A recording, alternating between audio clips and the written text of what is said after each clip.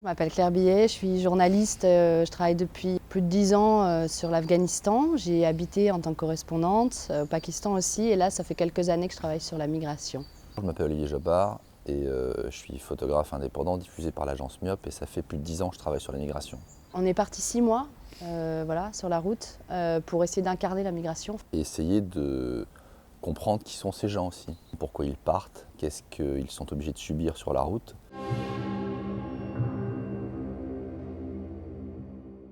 C'est le périple de 5 Afghans qui ont voulu quitter l'Afghanistan en clandestin, c'est-à-dire choc, sans papier en fait. Et on a pris la route avec eux sur 12 000 km. 3 de nos personnages ont été expulsés et 2 qui se sont déclarés mineurs ont réussi à poursuivre la route.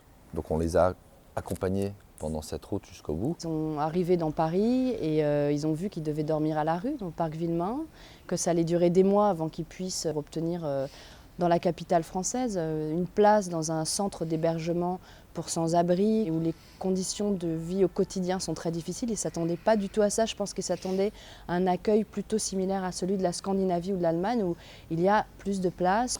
En fait, une fois arrivés en France ou en Europe, c'est une autre route qui commence. Je pense qu'il faut aussi ne pas victimiser les migrants parce que c'est des gens comme tout le monde.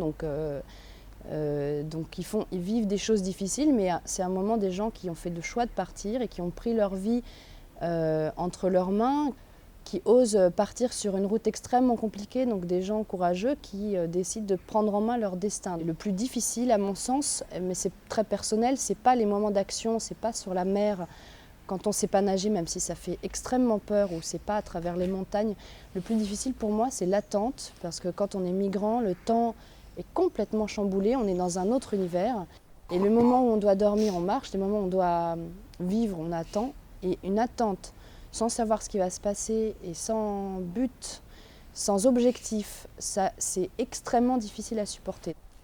Qu'il y ait des gens qui aient été touchés, qui se sont sentis concernés cet été face à tous les sujets qu'on a pu voir, aux images du petit Eliane en particulier, qui a choqué, en tout cas qui a touché une grande partie de la population, ça aura au moins déjà servi à ça.